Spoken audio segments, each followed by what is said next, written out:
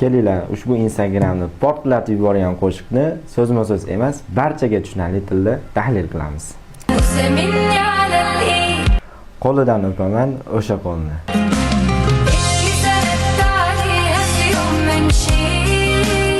Birinchi qadamlarni bosganimda tayanch bo'lgan qo'lni.